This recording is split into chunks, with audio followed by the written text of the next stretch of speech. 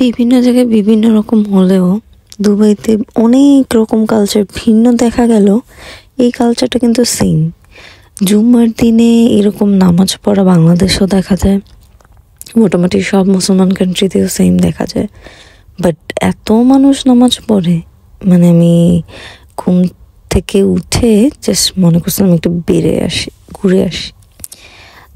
নিচে নামতে গিয়ে দেখলাম, ক্যান ইউ ইম্যাজিন, আমার বাসার নিচের লিফটের থেকে লাইন শুরু হয়েছে মসজিদের।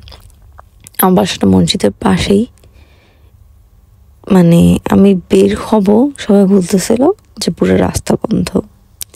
রাস্তা বন্ধ না, সবাই নামাজ পড়তেছে রাস্তায়। মসজিদে জায়গা মানে না দিতে পারায় তারা গলিতে গলিতে, দোকানে দোকানে, বাসার লিফটের জায়গায় যেইখানে জায়গা আছে সেইখানে বসে নামাজ পড়া শুরু করছে।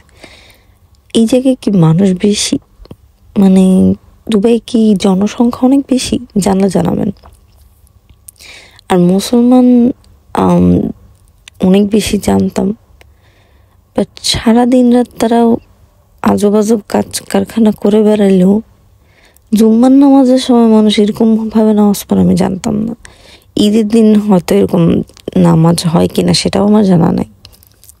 এত মানুষ ছিল, মানে গাড়ির পার্কিং থেকে শুরু করে হোটেলের লবি থেকে শুরু করে সব জায়গায় মানুষ নামাজ পড়তেছিল।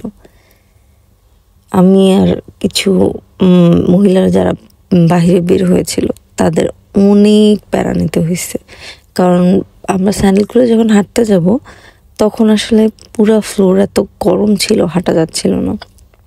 আবার কিছু কিছু জায়গায় মুভ করা টাফ হয়েছিল। আর এই জায়গায় দাঁড়ায় থাকাটাও একটা প্যারাময়